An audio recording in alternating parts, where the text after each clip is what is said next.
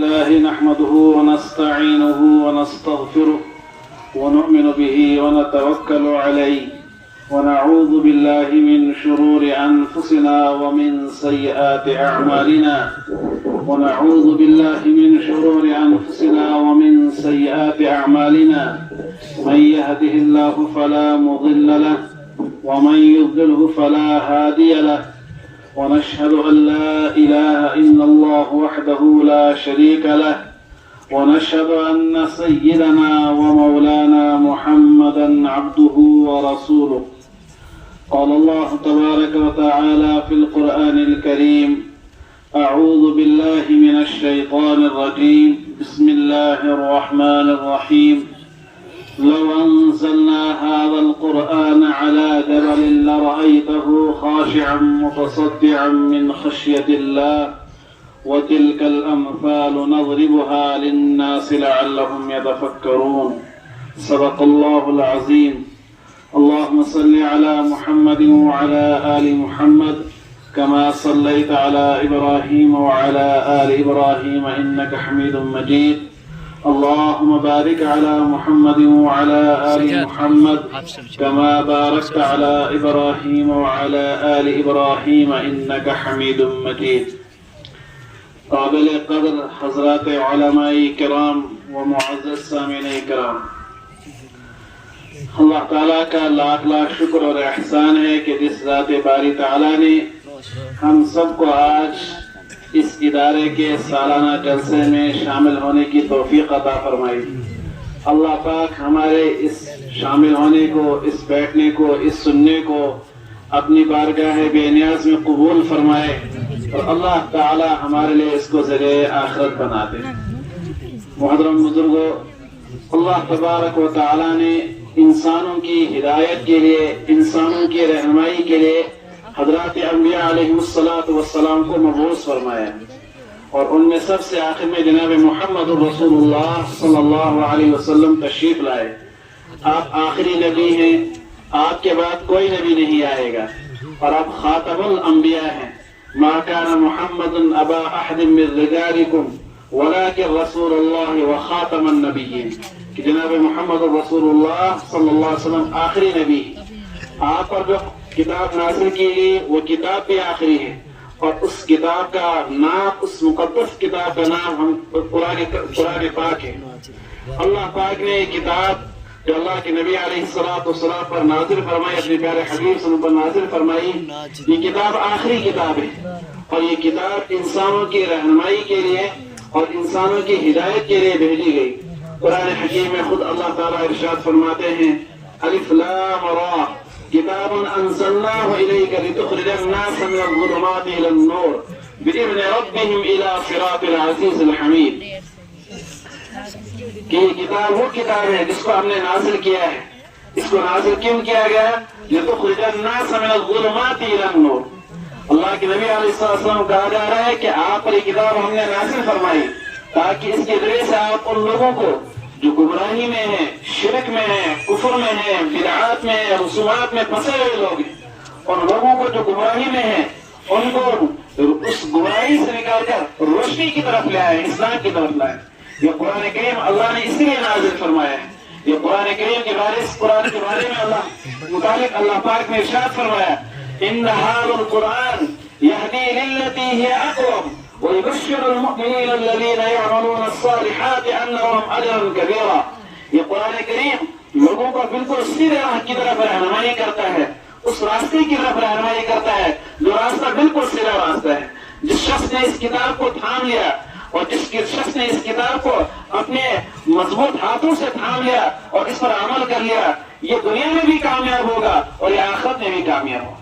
اس لیے کہ انسانوں کی ہدایت کے لیے قرآن کریم کے پہلے پارے میں اللہ پاک نے فرمایا الف لام میم ذالک الکتاب لا ریب فیہ ھدی للمتقین۔ یہ الف لام میم ذالک الکتاب لا ریب فیہ، یہ وہ کتاب ہے کہ جس میں کوئی شک و شبہ نہیں ہے۔ اور اللہ تعالیٰ نے ان لوگوں کو چیلنج فرمایا کہ جنہوں نے اس میں شک کیا، فرمایا اگر تم کو اس میں شک ہے وَإِن كُنتُمْ فِي رَيْبٍ مِّمَّا نَزَّلْنَا عَلَىٰ عَبْدِنَا فَأْتُوا بِسُورَةٍ مِّن مِّثْلِهِ وَادْعُوا شُهَدَاءَكُم مِّن دُونِ اللَّهِ إِن كُنتُمْ صَادِقِينَ۔ فرمایا اگر تمہیں اس کتاب کے بارے میں ذرا برابر بھی شک ہے ان کنتم فی شک فی ریب مما نزلنا علی عبدنا کہ جو کتاب ہم نے اپنے بندے جناب محمد رسول اللہ پر نازل کی ہے اگر تمہیں اس میں شک ہے فاتوا بسورۃ من مثلہ اس کے مطابق اس کے برابر کوئی ایک سورت بھی بنا کے لاؤ وادعوا شہداءکم من دون اللہ اور اللہ کے سوا کتنے تمہارے مددگار ہو سکتے ہیں ان تمام مددگاروں کو لاؤ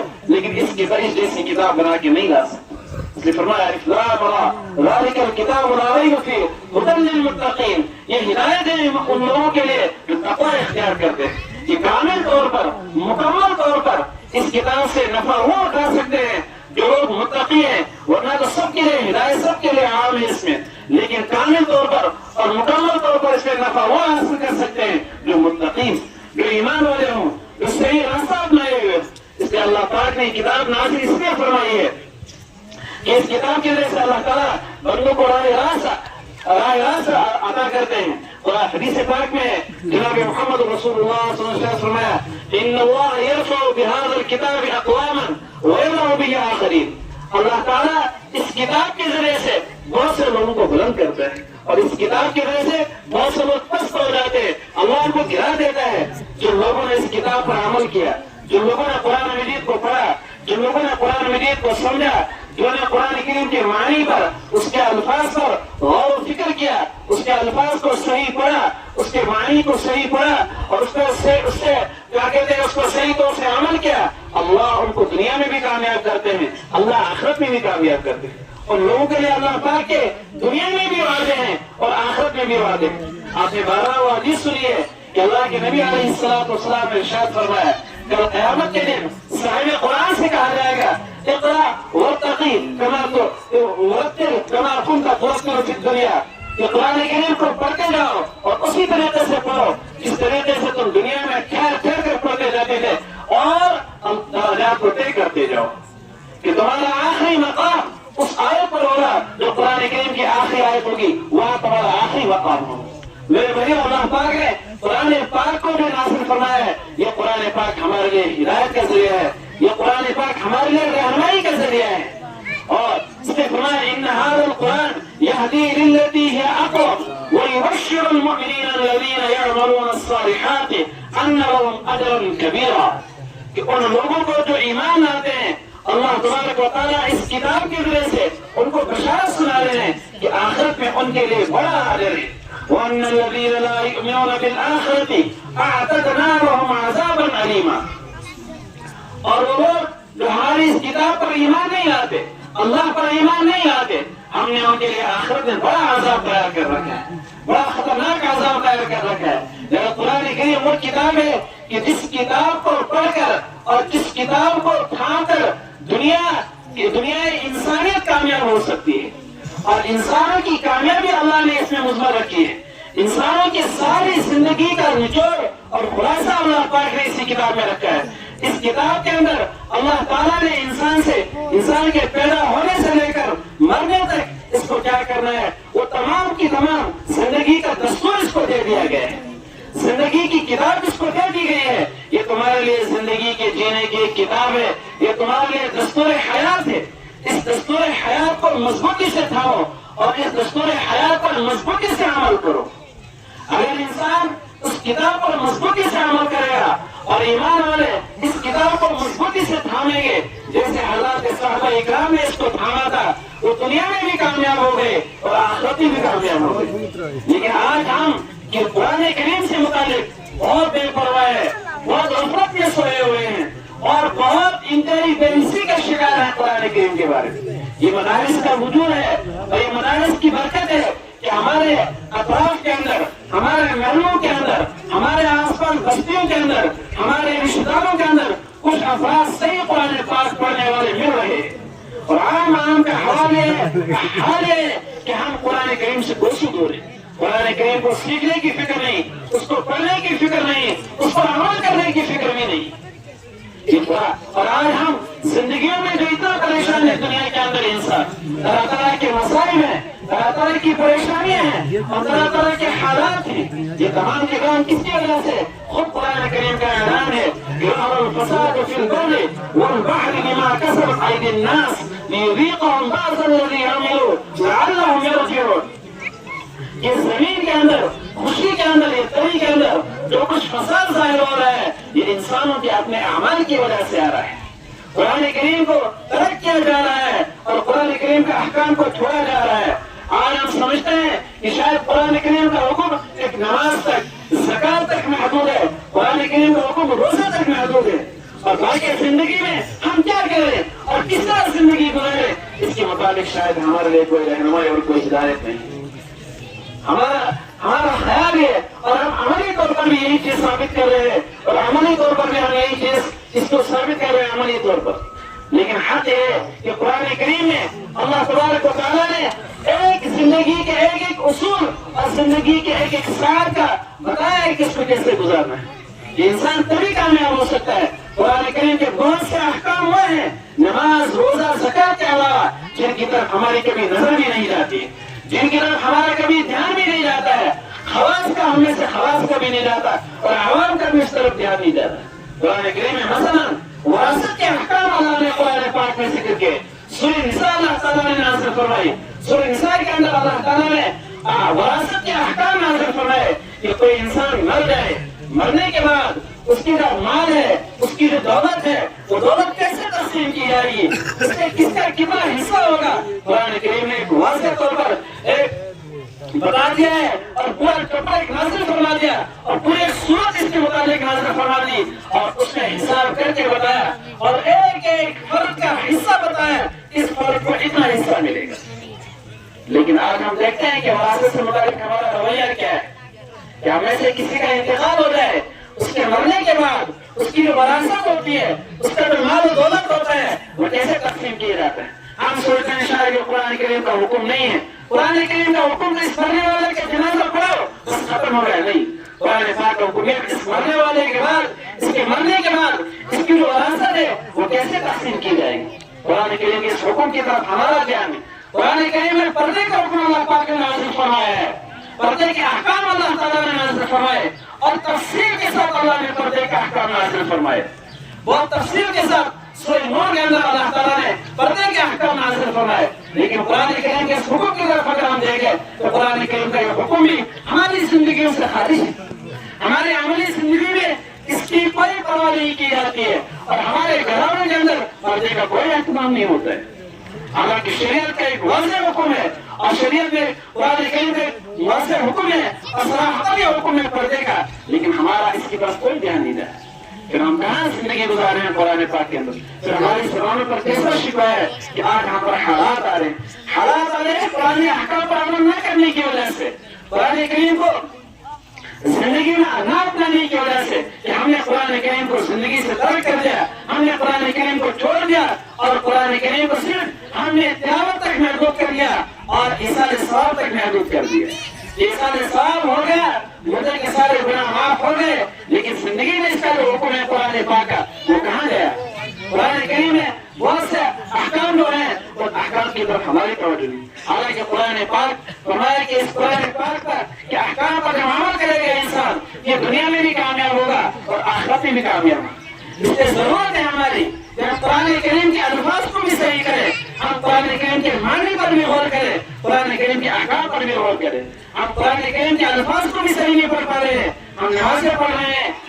اتنی زندگی ہو گئی ہماری نمازیں پڑھتے ہوئے لیکن قرآن کریم کی طرف سے بے توجہ ہے. حالانکہ قرآن کریم ایک عظیم الشان کتاب ہے کہ جس کے متعلق آیت میں نے پڑھی، اللہ تعالیٰ نے فرمایا ہے لو انزلنا هذا القرآن على جبل لرأيته خاشعا متصدعا من خشية الله وتلك الأمثال نضربها للناس لعلهم يتفكرون. یہ قرآن کریم اگر پہاڑوں پر نازل کیا جاتا ہے وہ پہاڑ بھی ٹوٹ کر ریزہ ہو جاتے، وہ بھی ختم ہو جاتے ہیں قرآن پاک کو سن کر. قرآن پاک اگر ان پر نازل کیا جائے لرأيته خاشعا متصدعا من خشية الله وتلك الأمثال نضربها للناس لعلهم يتفكرون. اللہ نے اتنی عظیم الشان کتاب ہمیں دی ہے اور اتنا عظیم الشان دستور حیات ہم نے ہمیں دیا ہے. آج ہم اسی دستور حیات کو چھوڑے ہوئے ہم اس وقت تک کامیاب نہیں ہو سکتے جب تک اس دستور حیات کو ہم زندگی میں نہ اپنا لیں اور ہم اپنی زندگی کو معمول بنا لیں. قرآن کریم تو جب تک ہم احکام کو اس پر عمل نہیں کریں گے ہم دنیا میں بھی کامیاب نہیں ہو سکتے، آخرت میں بھی کامیاب نہیں ہو سکتے۔ اس لیے کہ کامل مومن وہی ہے، کامل ایمان والا وہی ہے جو اللہ کے احکام کو کو قبول کرے۔ اس کے دماغ میں اللہ کا حکم آئے یا نہ آئے، لیکن اس کو قبول کرنا اور اس کو ماننا، یہ ایمان والے کی نشانی ہے، اور یہ ایمان والے کی فطرت ہے کہ وہ قرآن احکام کو قبول کرتا ہے، قرآن احکام کو پڑھتا ہے اور قرآن احکام پر عمل کرتا ہے، یہ اس کی فطرت ہے۔ اللہ نے اتنا بڑا انعام ہمیں دیا ہے اور اتنی بڑی دولت دی ہے، ہمیں چاہے کہ اس دولت کی قدردانی کرے۔ کل ہمارا شمار ان لوگوں میں ہو کہ جن کے متعلق کہا جائے گا کہ صاحب قرآن میں ہیں، کل قیامت کے بہت سارے لوگوں کو پکارا جائے گا، اس صاحب قرآن کے نام سے ان کو پکارا جائے گا اور ان کو کہا جائے گا کہ جنت میں جاؤ۔ حدیث ہے کہ فرمایا کہ حالانکہ دنیا میں انہوں نے قرآن نہیں پڑھا ہوگا بظاہر، لیکن قرآن کریم کے احکام پر عمل کیا ہوگا اور قرآن کریم کو پڑھا ہوگا اور اس کے احکام کو زندگی میں اپنایا ہوگا، اللہ تعالیٰ اس کی بنا پر ان کو جنت میں داخل کر دیں گے۔ اللہ پاک نے یہ تو دولت دی ہے، اس دولت کی قدردانی کریں، قرآن پاک کو سیکھیں اور قرآن پاک کو سیکھنے کی کوشش کریں اور اس پر عمل کرنے کی کوشش کریں۔ آج یہ مدارس جس جلسے میں ہم شریک ہو رہے ہیں، ان مدارس کی برکت ہے کہ آج جگہ جگہ حفاظ کرام ہے، اور اس حفاظ کرام کی وجہ سے ہماری نمازیں صحیح ہو رہی ہیں، ہمارا قرآن درست ہو رہا ہے، یہ ان مدارس کی برکت ہے۔ تو اللہ پاک نے ہم کو جو دولت دی ہے، اس دولت کی قدردانی کریں۔ اللہ پاک مجھے بھی اور آپ کو بھی کہنے کے ساتھ عمل کرنے کی توفیق عطا فرمائے، اور اللہ پاک ہم سب کو قرآن مقدس کو صحیح پڑھنے کی اور قرآن مقدس پر صحیح طور سے عمل کرنے کی توفیق عطا فرمائے۔ زندگی میں یہ عہد کر لیں آج سے کہ ہم نے سے جس نے قرآن پاک نہیں پڑھا ہے اور قرآن پاک نہیں سیکھا ہے، کہ وہ قرآن پاک کو صحیح پڑھنے کی اور اس کو صحیح سیکھنے کی کوشش کرے گا، کیونکہ جب تک قرآن پاک صحیح نہیں ہوگا اس کی نمازیں صحیح نہیں ہوں گی، اور جب عبادات صحیح نہیں ہوگی تو عبادات پر جو اجر ملنے والا ہے وہ عبادت کو اجر صحیح طور سے ملے گا نہیں۔ اس لیے قرآن پاک کو صحیح پڑھنا ضروری ہے، اس کے الفاظ کا پڑھنا صحیح پڑھنا ضروری ہے، اس کے تلفظ کو صحیح کرنا ضروری ہے اور اس کے معنی کو بھی جاننا ضروری ہے، تاکہ ہمیں پتہ چل جائے کہ قرآن پاک ہم سے بھی مخاطب ہے، یہ قرآن پاک ہم سے کیا کہہ رہا ہے اور یہ قرآن پاک ہم سے کیا چاہتا ہے، اس کو سننا ضروری ہے۔ اس کے لیے ہم حضرات علماء اکرام سے، معتبر علماء سے رجوع کریں اور معتبر علماء سے قرآن پاک کو سیکھنے کی کوشش کریں، قرآن پاک کی تفسیر کو پڑھیں اور قرآن پاک کی تفسیر کو پڑھنے کی کوشش کریں معتبر علماء اکرام سے۔ یہ نہیں کہ ہمیں جس سے مرضی آ رہی ہے کہ میڈیا کے ذریعے سے، سوشل میڈیا کے ذریعے سے اور یوٹیوب کے ذریعے سے اور دوسری چیزوں کے ذریعے سے ہم کسی سے دین سیکھ رہے، نہیں۔ قرآن پاک کو اگر آپ کو سیکھنا ہے، یہ چیزیں آپ کو سیکھنے پڑے گی براہ راست حضرات علماء اکرام سے، یہ چیزیں ان کے لیے تعلق قائم کرنا پڑے گا براہ راست حضرات علماء سے، نہ کہ ورثوں سے اور نہ یوٹیوب سے اور نہ دوسری چیزوں سے، اس لیے کہ دین ان کے ذریعے سے نہیں پھیلتا ہے۔ دین آیا سینہ در سینہ، قرآن آیا سینہ در سینہ، قرآن کسی میڈیا کے ذریعے سے نہیں آیا، قرآن سینہ در سینہ آیا ہے اور اس سینہ در سینہ منتقل ہوتا ہے، اس کے اثرات سینے کے سینے کی طرف منتقل ہوتے ہیں۔ اس کا فائدہ جبھی ہوگا جب اس کو براہ راست کسی کے سامنے زانو تلمس دے کر کے اس کو سیکھے گا، اس کو پڑھے گا، تب جا کر اس کا فائدہ حاصل ہوگا۔ اور اگر براہ راست نہیں سیکھا، وہ ادھر سیکھنا چاہتا ہے، باہر سے سیکھنا چاہتا ہے، انٹرنیٹ سے سیکھنا چاہتا ہے، وہ قرآن کریم کو صحیح طور سے انٹرنیشنل سمجھ سکتا ہے اور انٹرنیشنل قرآن کریم کو صحیح طور پہ وہ پڑھ سکتا ہے، بلکہ اس کے لیے ضروری ہے کہ زانو تلمس طے کرے، کسی کے سامنے بیٹھے اور اپنی عاجزی کے ساتھ، اپنی انکساری کے ساتھ کسی معتبر عالم کی خدمت میں جائیں اور قرآن پاک کو سیکھے، پھر دیکھیں قرآن پاک کے اثرات جو ہوتے ہیں وہ کیسے مرتب ہوتے ہیں اور قرآن پاک میں زندگی میں کیسے آتا ہے اور قرآن پاک کے تلفظ کیسے صحیح ہوتا ہے، یہ تبھی پتا چلے گا کہ اس کے لیے محنت لگے گی، اس کے لیے قربانی لگے گی، اس کے لیے ہر چیز لگے گی، اس وقت میں یہ چیز انسان کے دل میں اترتی ہے اور اس وقت میں اس چیز کے اثرات جو ہوتے ہیں مرتب ہوتے ہیں، ورنہ اس کے اثرات مرتب نہیں ہوتے ہیں۔ تو اللہ تعالیٰ مجھے بھی اور آپ کو بھی کہنے کے ساتھ عمل کرنے کی توفیق عطا فرمائے۔ وآخر دعوانا الحمدللہ۔